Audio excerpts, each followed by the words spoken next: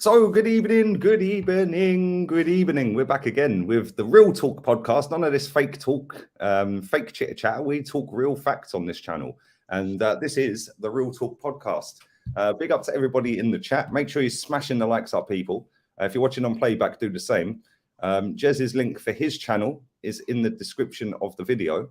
JEZ, how are you, mate? You got the shirt. You got it on, mate. Go on. Freebie shirt, very nice freebie shirt, but we won't go into that. But yeah, I'm very well, man, very well. Did a Doctor History show on Saturday, something like that. Saturday, yes, done a right on views, and I haven't done any of that for ages, so I'm going to do a bit more in the next few weeks, and loving it. Great to be back on here, of course, with you and Kenny. Awesome. Happy days. Kenny, you're sporting the Arsenal dressing gown in your mansion. How are you, mate? Cool. I'll tell you one thing. It's just says it's getting a bit chilly in the UK, and like that's the sort of germ season. But I couldn't care about England at the moment. Let's save it's the World Cup. The North London derby is so big. It's probably one of the biggest North London derbies. Well, we say that every season, don't we? But this is really big. We're top of the table. They're a point behind us in third place, joint with City. And they are coming to win. I repeat to all the Arsenal fans out there, they are coming to win.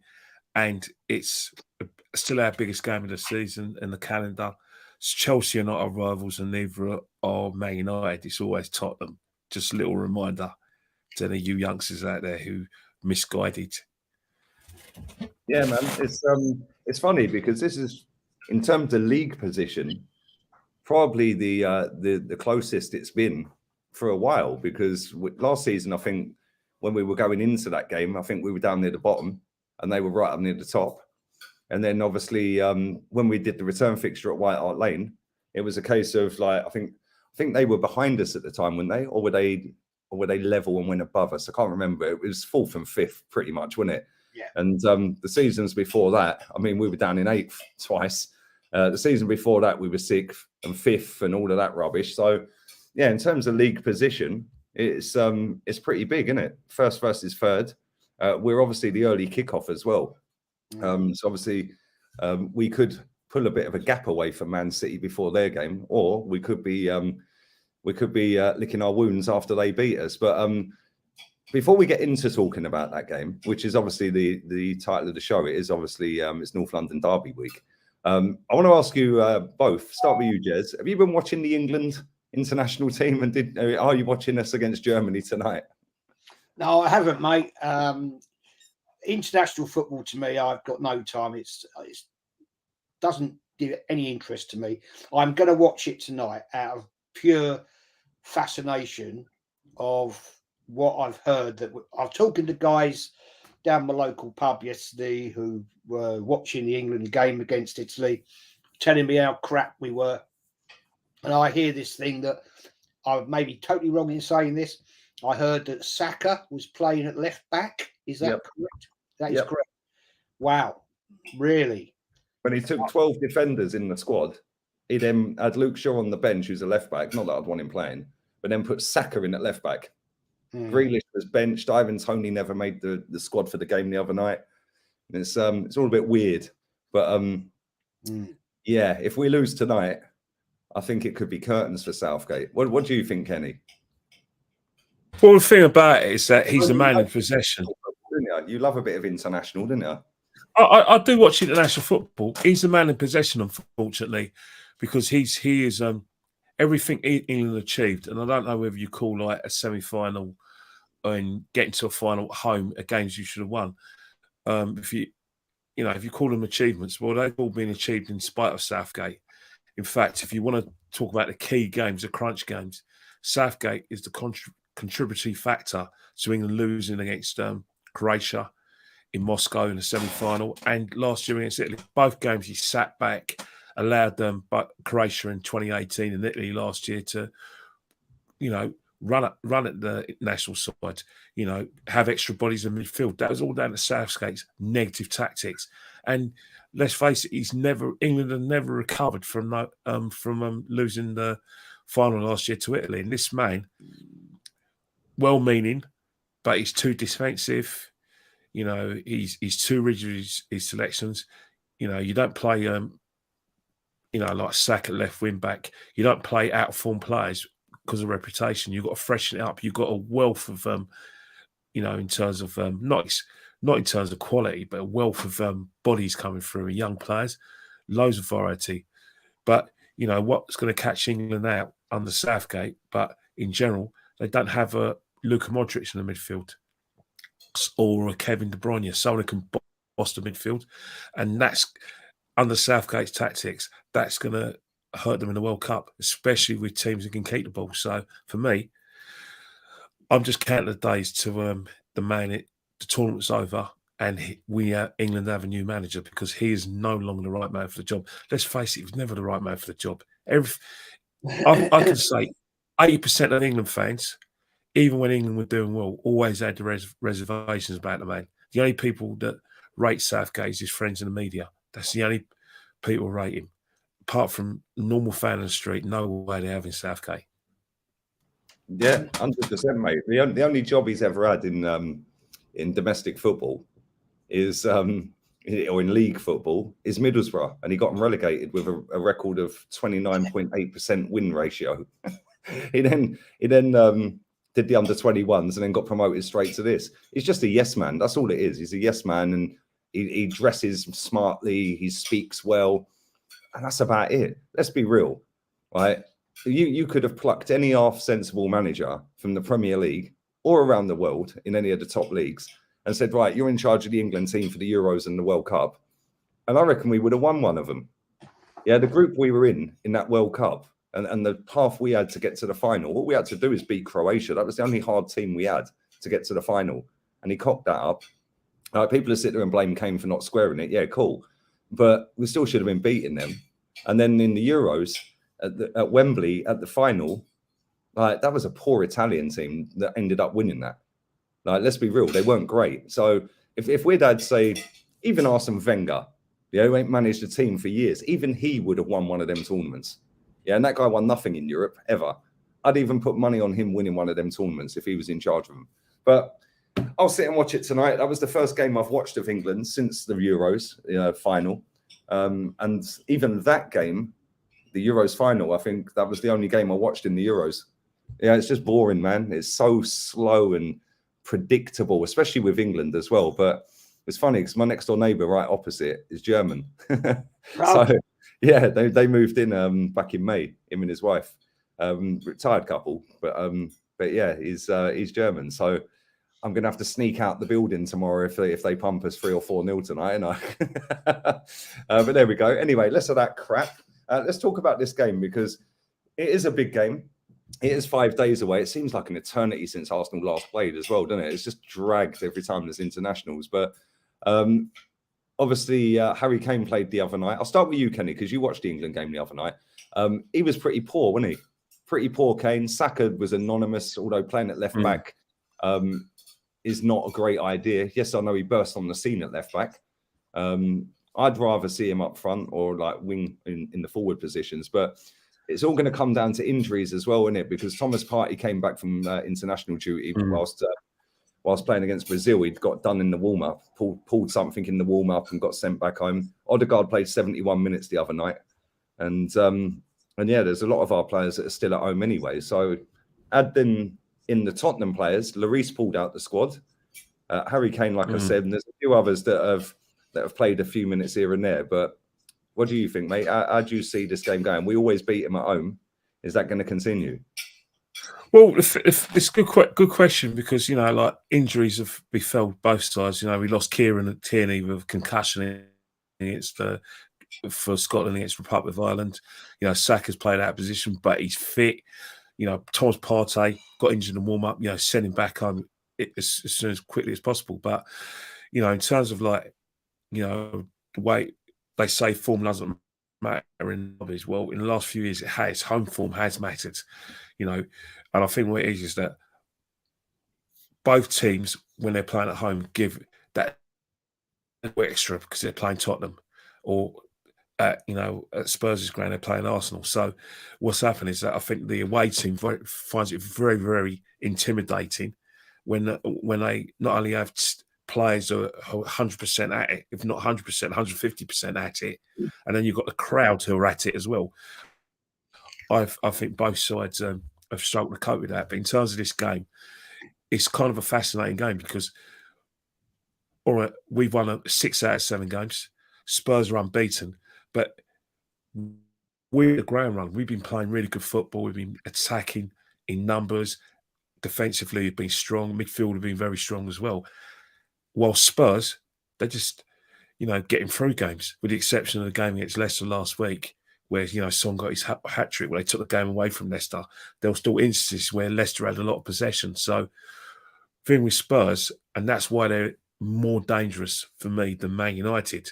Because, Man United had nothing to lose. They had a bit of organisation. But the thing with Spurs is that they haven't really hit the ground running yet. And they're due a really, really big performance, not just at the Tottenham Hotspur Stadium, but an away performance as well. And the thing with Spurs is that if you look at the game against Chelsea absolutely dominated the game. They had chance after chance, didn't take it. They dominated the midfield. But somehow Spurs found a way to, get a point. And I think that's what Spurs are doing all season. Teams haven't been able to take the game away from Tottenham, even when they got in front.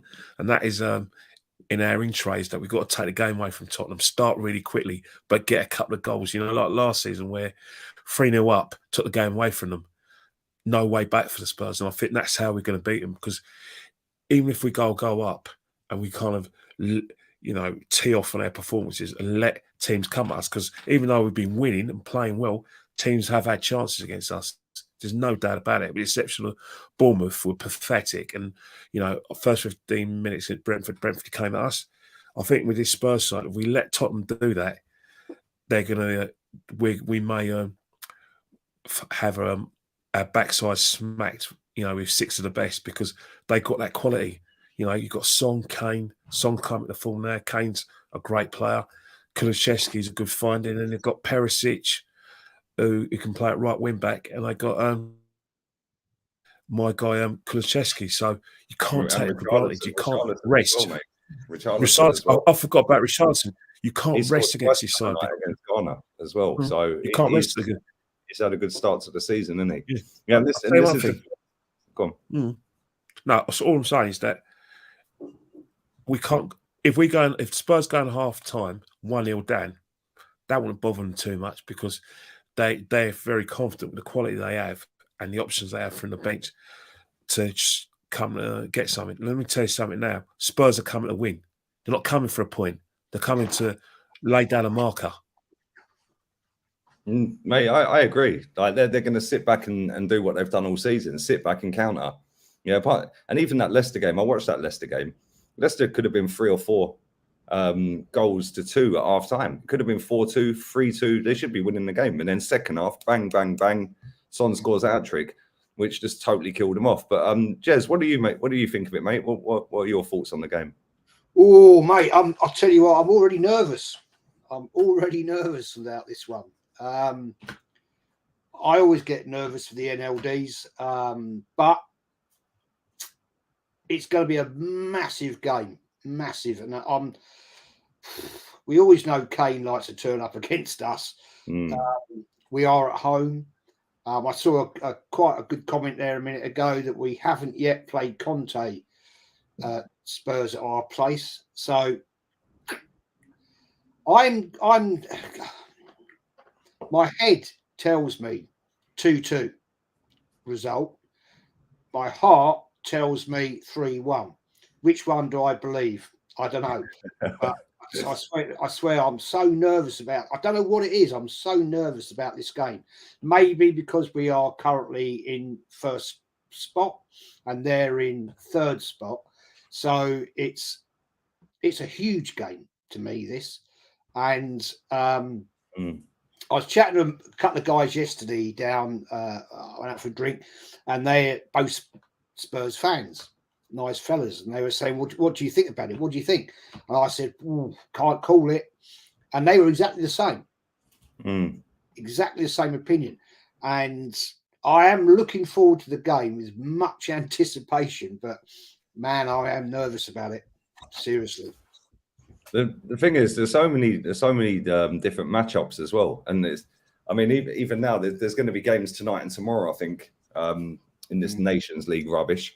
So there's still potential for injuries, potential for arriving back late if you're flying. Like, so I know Brazil and all these other teams, the African teams, it's not a short flight, is it? I mean, for England, it's great that it's at Wembley, but how many of our players play for England? I think it's only Saka that's in the squad, isn't it? It's only Saka that's in the squad. Maybe I've missed someone. But when you look at the teams all around Europe and all around the world where international players from both of our clubs have gone, and both of our managers and clubs, I think, have pulled fast ones as well, because I think if you look at the fact that none of our Brazilians got in the squad, there's stories that Edu had a chat with them. Then you see Lloris pulling out the French squad. They're building up for this. They know this is a massive game, and I think that there's so many areas on that pitch. If we was to do an 11 where we combined both of their team and our team together, I mean, it's mad, isn't it? Because I think that most of the attack would be their players and most of the defense would be ours. And then when you look at the stats this season, we've both conceded the same amount of goals, and I think they've scored one more than us. And they've played Chelsea away. And they've played West Ham away, which, let's be real, I know they've been crap this season, but it still ain't an easy place. And that is West Ham's derby. That is their big game, innit, Tottenham? So they've not been great this season to watch, whereas we've been really good to watch. And that's what makes it mad, because it doesn't matter how many years have we been watching this fixture, and it doesn't matter how crap they've been or how crap we've been. That just gets, and it is one of them where form gets thrown out the window. Like, it really does. But then saying that, we haven't lost against them at home since what, 2012? 2012? 2010. Yunus Kabul. Was it 2010? I think it was, wasn't it? Yunus Kabul. And we were actually winning that game 2-0 as well, weren't we? And then they come back and beat us 3-2, I think. So, yeah. So it's kind of mad, isn't it? But if you look at their strike force, it's just ridiculous. Like, if Gabriel Jesus for us, I think, has bagged 4 goals this season. Is it 4 or 5? Something like that. I think he's got 5. 2010. Yeah, it was. 2010. It was Yunus Kabul. I think Van der Vaart did score in that game, mate. I think you're right. But if you look at their strikers, like Kenny said, they've got Harry Kane is the top goal scorer in this fixture ever. Now go and have a look at some of the players we've had, some of the players they've had, and that guy is the top goal scorer ever in that fixture. And he always turns up. Even if he's crap, he still gets a goal somehow normally, doesn't he?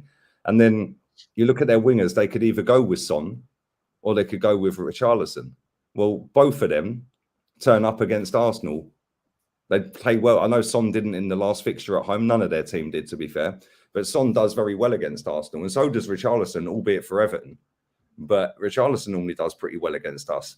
So that's a problem. Kulusevski is the unknown, really. But I think he's a quality player. I can't lie. They've got an absolute bargain with that player. Yeah, and then you go into their midfield. That's where it starts going backwards. Yeah, but that front 3, front 4 is insane. But then when you look at ours, like, ours is more defense. And now adding in Saliba as well, all of a sudden we've got a solid back line there, or more solid back line. And I just don't rate any of their defenders. I can't lie. I think they're all trash. Apart from what's his name? Romero? Apart from him, Sanchez is crap. Davies is crap. I think the goalkeeper's pretty average. Yeah, Sessegnon's pretty trash. Yeah, then the right-hand side, you've got Emerson Royale. Yeah, Doherty's hit and miss. One week he's decent, and then he's crap. So again, he can go in the average bin.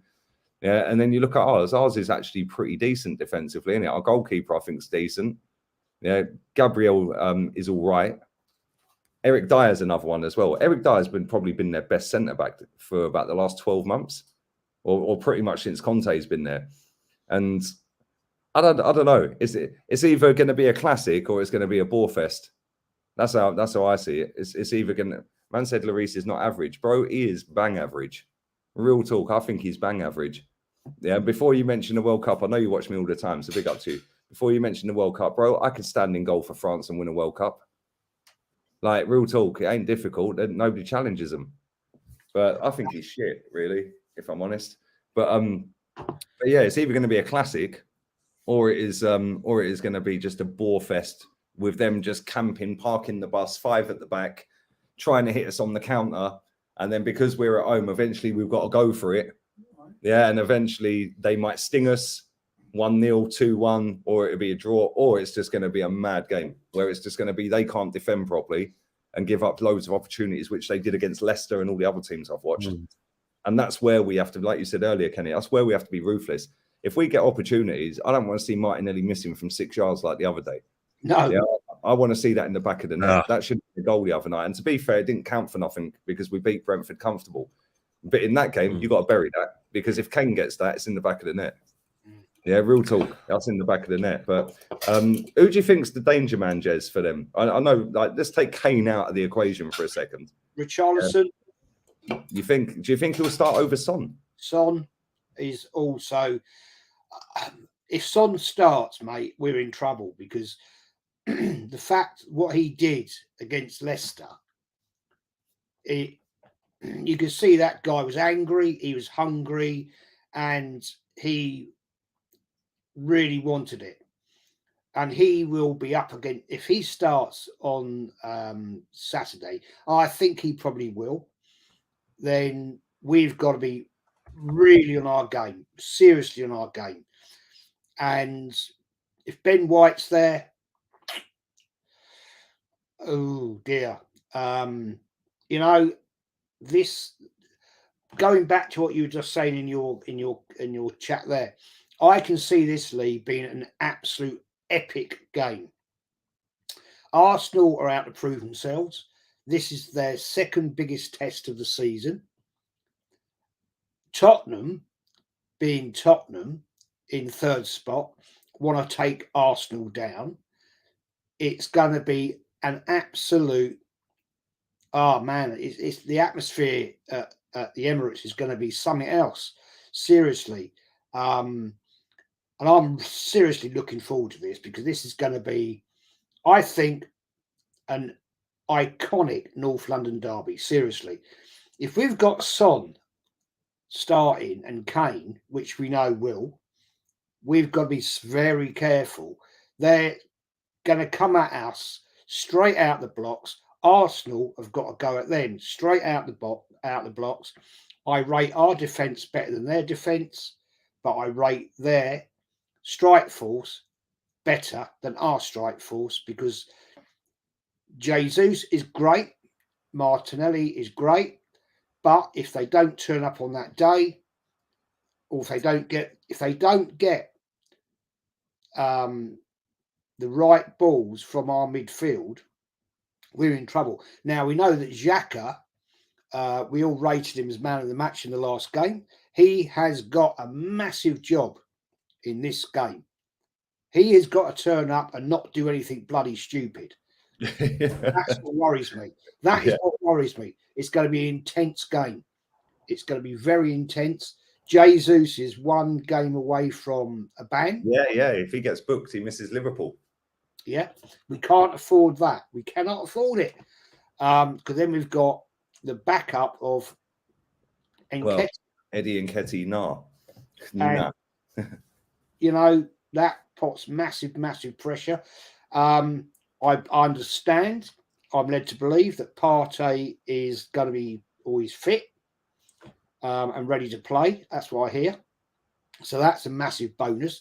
Because if he's not playing, who have we got? We haven't got El Neni. We've got Ryan Lokonga. Yeah. No. Not in this game. No. So it's a huge game to me. I'm sure Kenny's possibly thinking the same.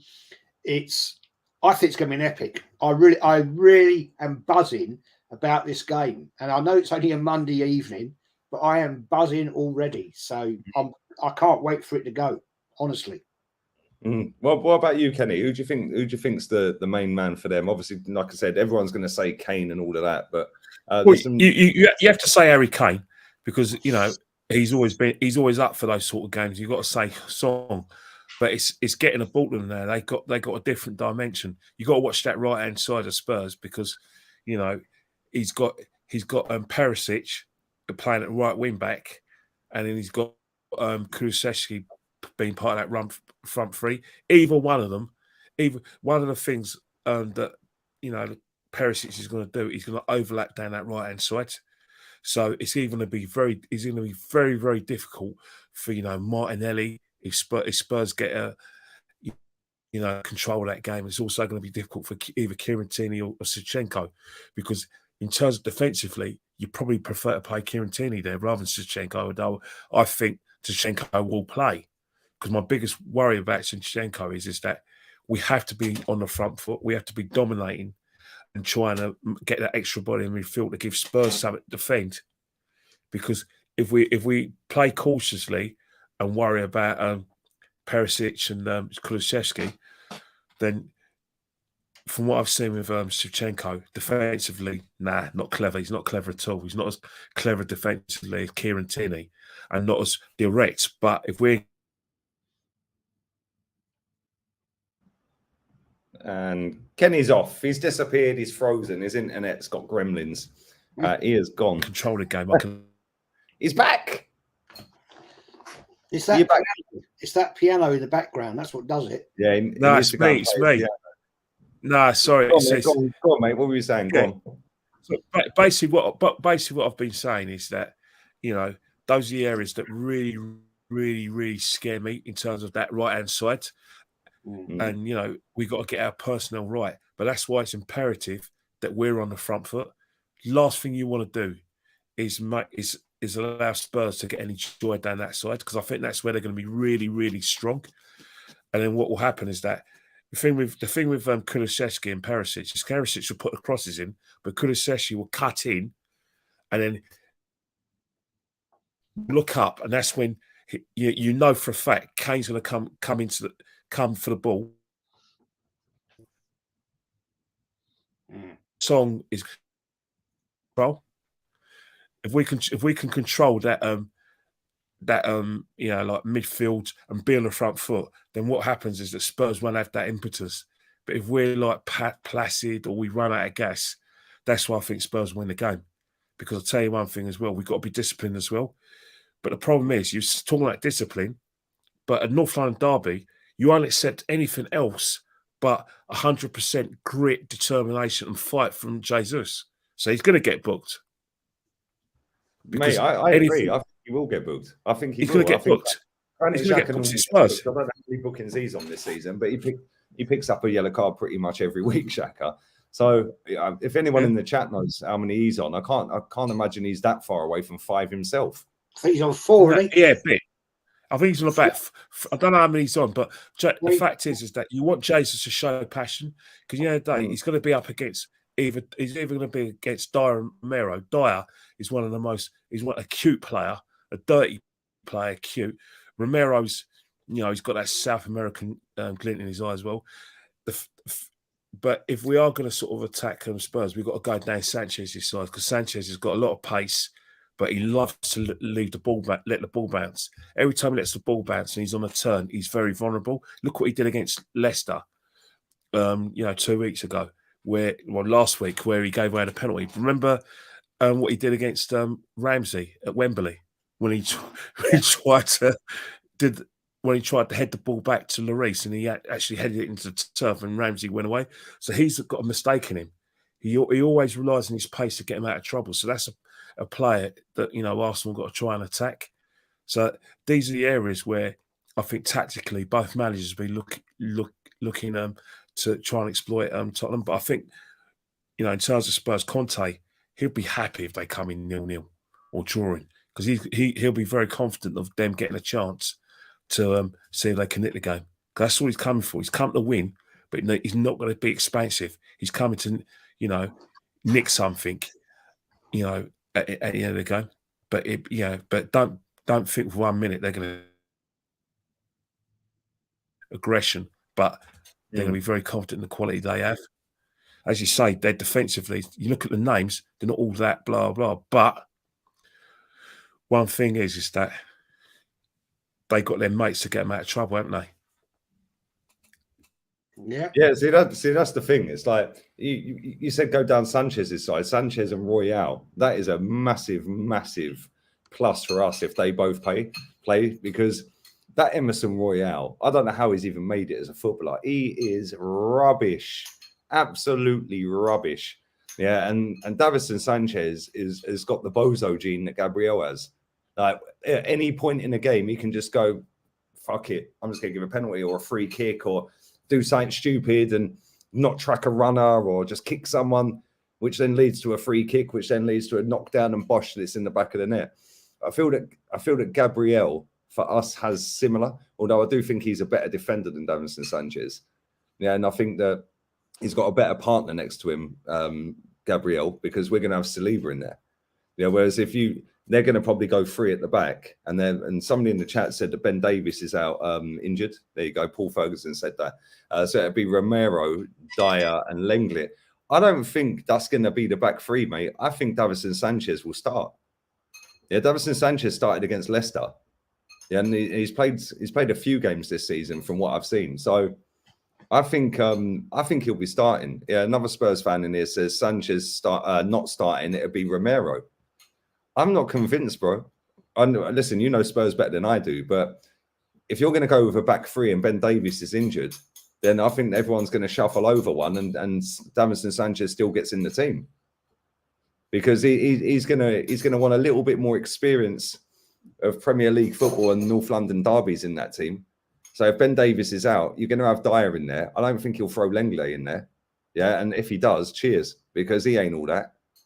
And then midfield for me is where this game's going to be won and lost. And that sounds so cliche to say it because the strikers they've got are better than ours with their wingers. But midfield, Jez, our midfield's a bit of a shambles, isn't it? Let's be honest. Thomas Partey is not fit. Yeah, then we're pretty ruined, aren't we? Mate, I've heard counter rumours today. I've heard people said he is fit, he's not fit. Luca in the chat earlier was saying he's not fit. I don't know. I have no concrete evidence. But if we haven't got Partey in that game, we haven't got Odegaard, he's out. So we're going to have Xhaka. Is Odegaard out? Sorry, Jez. Sorry, it's Odegaard out. Odegaard played the other night, mate, for Norway. Oh, sorry. Okay, sorry. I'm only going what I heard. He only played 71 minutes, but I think that was against Serbia. No, sorry. I was told. I didn't watch it. I was told. Unless he is injured, and maybe that was why he got took off the other night. I don't know. No, I'm probably totally wrong, so I apologise.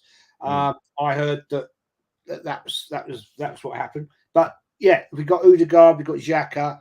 If we haven't got Partey up against this bunch down the road, we're in trouble, man. We're in trouble because we'll get overrun. Okay, let's put facts on the table. I'm not convinced with this midfield as it is anyway. I still think after our transfer business, what transfer business we did in the summer is not good enough. We know we need to strengthen. Xhaka, okay, he's upped his game, and I like the fact of what he's doing as an attacking midfielder. He's far better in that than he is as a defensive midfielder.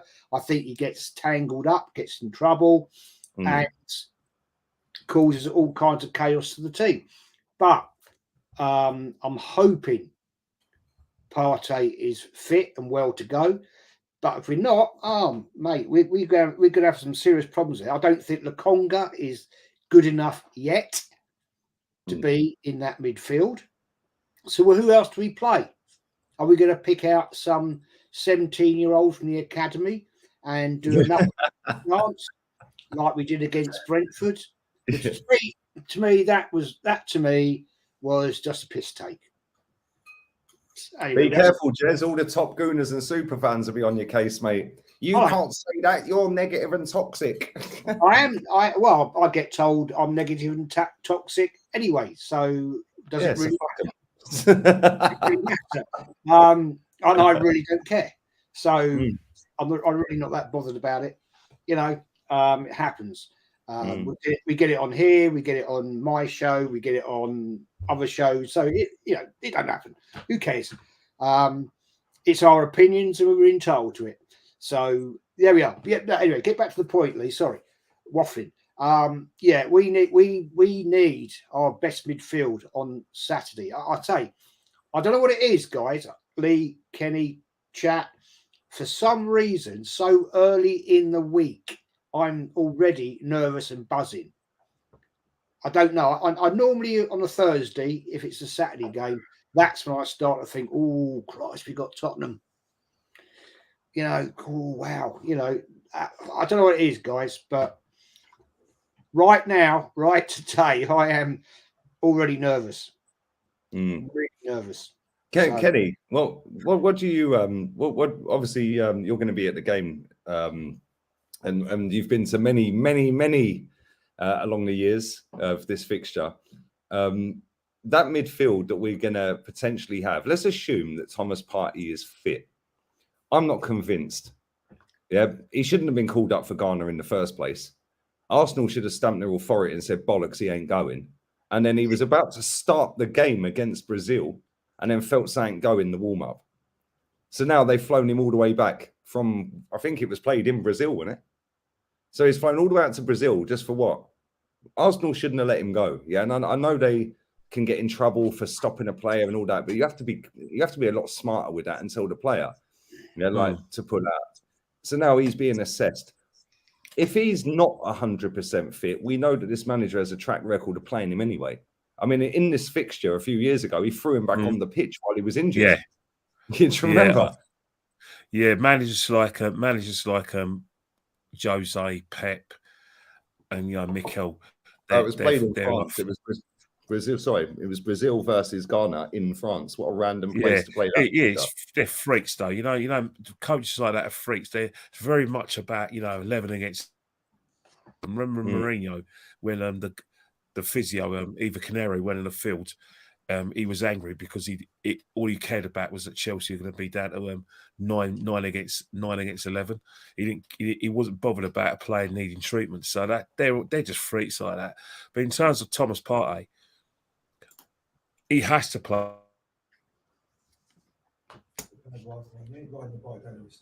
Yeah, Kenny's Wi-Fi is moving like Thomas Partey's injury record right now, completely all over the gaff. It's dial up. Mate, get that hamster running the wheel. He's gone. I don't know what's happened there. But anyway, smash the likes up. There's 700 people watching this. And you lot are moving like Kenny's Wi-Fi. There's not even 200 likes. What is going on here? You absolute wasters. Hit the like button. And a big up to everybody who's not an Arsenal fan that is watching this, especially the Spurs fans in the chat.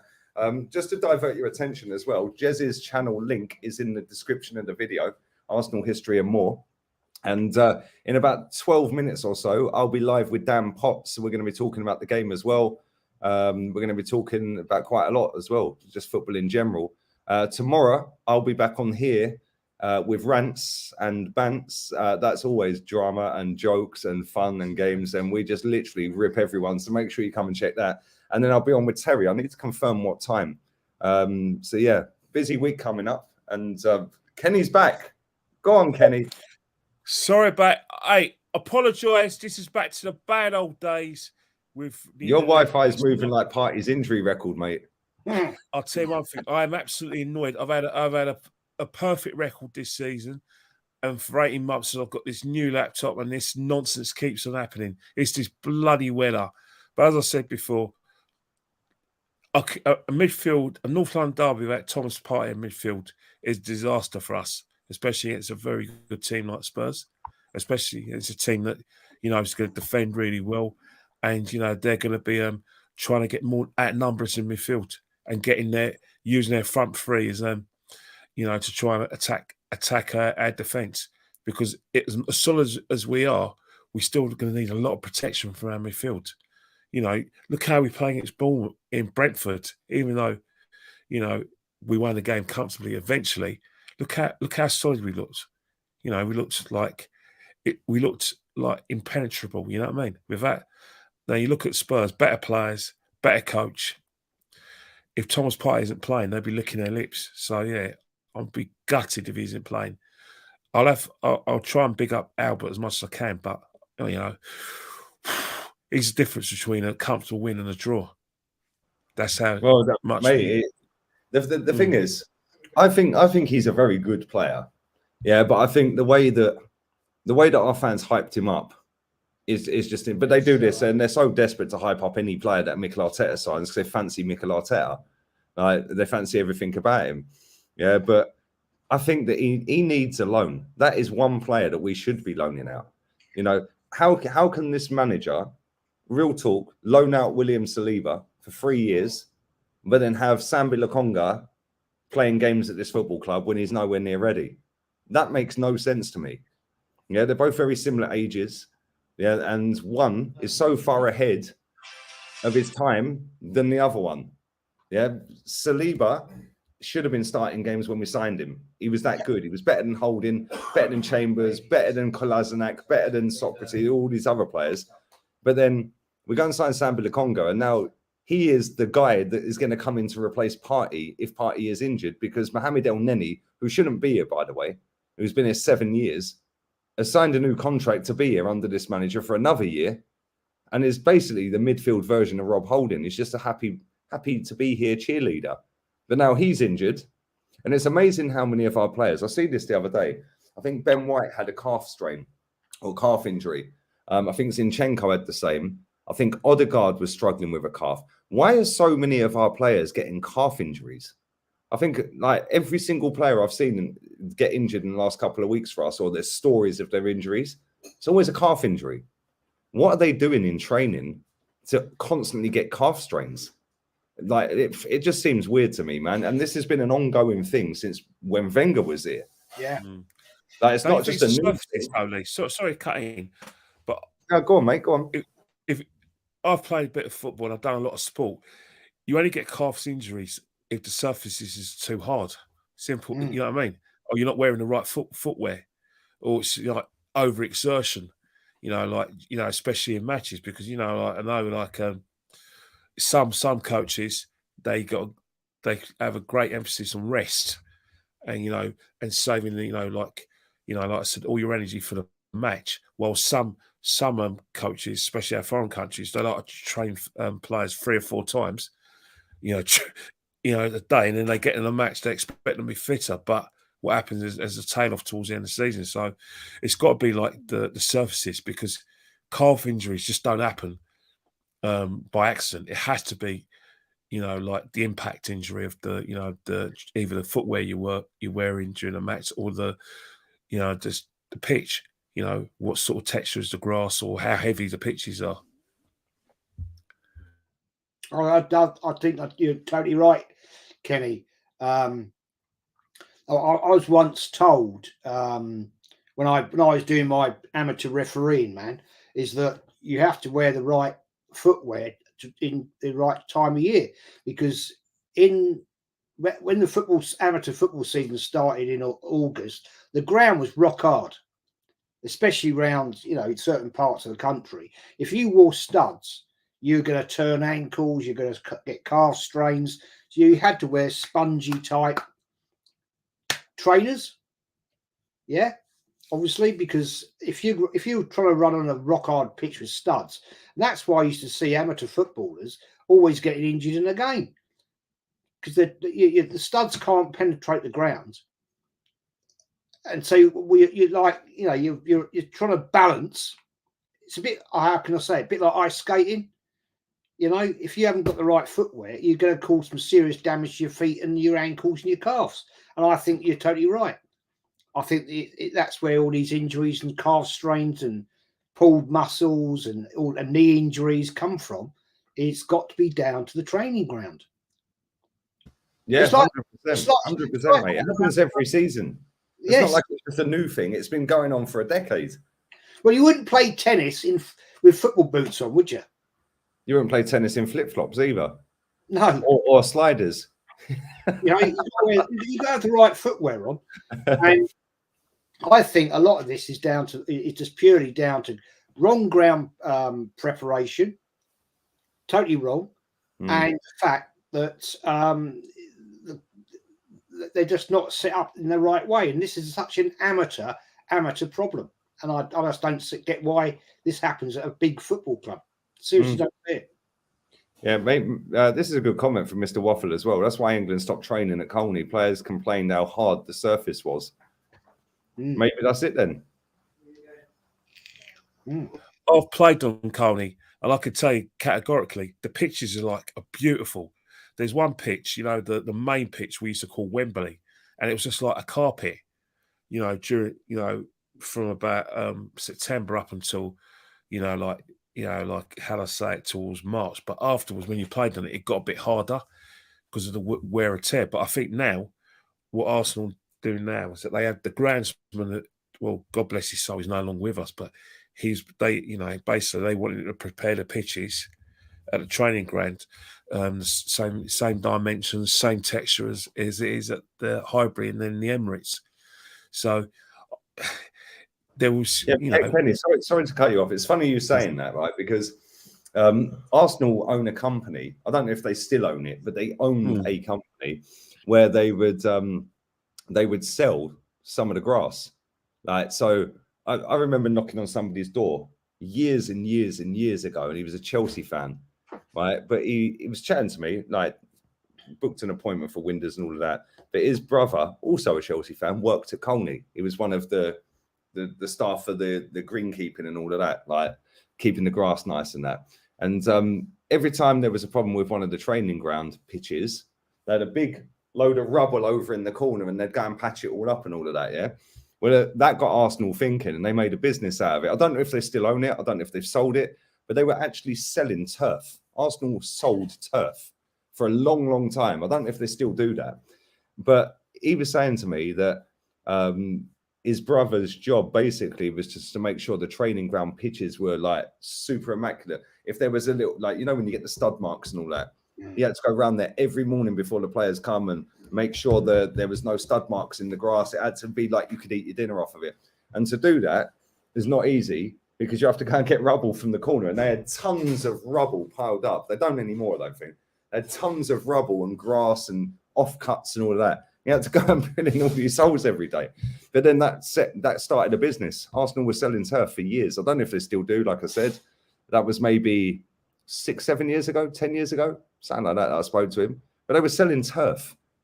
Yeah, and that was all down to the fact that some genius at Arsenal said, well, we've got all this rubble sat here and all this turf and all that. Why don't we start selling it? So that's what they did. They started growing grass and selling it. I don't know whether that's got anything to do with what we're talking about. I just thought I'd throw it out there, if I'm honest. Yeah, it's a good comment. But yeah, before we wrap this up, because I'm going live with Dan in a couple of minutes. Number one, smash the likes up. Number two, subscribe. Subscribe to JEZ'S. His link is in the description as well. And make sure you follow KennyKen1972 on Instagram. I'm going to stick Dan Potts' channel link in the chat right now. Make sure you go and spam it with rat emojis and Lee Gunner sent me and all of that. Yeah. And I'll be on there in the next week. Lee, sorry to cut you. It's funny you should say that. I got a big Spurs channel where asked me to do some videos for him, and hopefully the videos will come through. But I did mention you too. He says, "What's your YouTube channel?" I said, "Well, I don't have a YouTube channel. I'm a regular League Gunners podcast with Jez Collins on a Monday, mostly a Monday, sometimes on a Sunday and a Saturday, and we're called Rat Army because one of the questions is, what do you think of Arteta? And I said, well, the Rat Army still have reservations and not sure that Mikel's the right man because Arsenal should be going for the title. And even though we've been playing well, I still think that Mikel's in-tray should be going for the title. Even though people say we're not going to do it, and Man City and the other clubs are too strong, respect that. But you're in a position. Why not go for it? Why not? You know what I mean? You've got players who've won titles from other clubs. Surely they not come for top four. We should be, because I'll tell you one thing: Conte isn't coming to Spurs for the top four. He's coming there to build a team that can challenge that title. So we might as well follow suit ourselves at Arsenal. Yeah, man. Very quickly, Jez, give us a score prediction for the game, mate. I'm going 2-2, but My head bit of Desmond. I'm going 2-2. My head tells me, my heart tells me 3-1. Arsenal. Kenny? I'm going 2-0 Arsenal. I think we're going to take the game away from Tottenham Hotspur. You know, we're going to look at the good things we did last year in the match in the derby, and also look at the fact that we have been playing well, and that the only way to tame Spurs, or just, you know, how do I say it, kill them off, is by scoring early goals and taking control of the game. Don't give them an in. Give this Tottenham side an inch, they'll take a mile and a half. Exactly. And on that bombshell, you'll get my prediction later in the week. Dan might even force it out of me on the show. I don't even know. But listen, big up to Jez. Make sure you subscribe to his channel. Jez, what have you got coming up this week, mate? Tomorrow night, 7:30 with Kenny Ken, Northside London, and the lovely Gracie May. And we're going to do pretty much talk about this coming weekend. To me, I don't know, it's gassing me up. It's a massive weekend. It's huge. It's massive. Looking forward to it. And we'll go from there. Kenny, what about you? What you got coming up, mate? I'm going to be with Jez. As Jez says, I'm with Jez tomorrow, and that's it. I did a video yesterday. Hopefully it doesn't gets past the cutting room floor. I've done this with you, and all I'm doing is just working and looking forward to watching the greatest club in the country play against our inferior rivals. Yeah. Tonight, I am going live with Dan Potts 1 minute ago. So make sure you go and spam the pinned comment.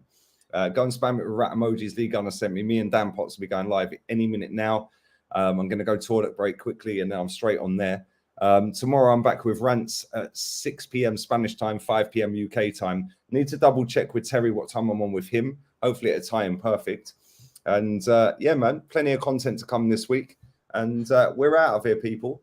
Very quickly, I did run a poll that was who will win the game. Arsenal won that with 54%, a draw 17%, Spurs 9%. Nearly 750 people voted on that poll. So a lot of people confident for the game. We're out of here, people. A lot of Spurs fans think they're bad. Huh? A lot of Spurs fans are not happy with the football they're playing, by the looks of the comments. Hey, mate, I'm sorry. If they win something this season, I'm sure they won't care. Yeah, true. How many years did we have George Graham stinking it out 1-0, mate? Did we give a shit? Ooh. No. Yeah. Look at Jose and people like that stinking it out at Chelsea. Did they care? No. No, not at all. Trophies is all that matters. That's the aim of elite sport, is to win the trophy, not to finish third loser. And on that bombshell, 100%. Adios amigos. Arteta Fuera. Concordia Crescent. There we go. Adios.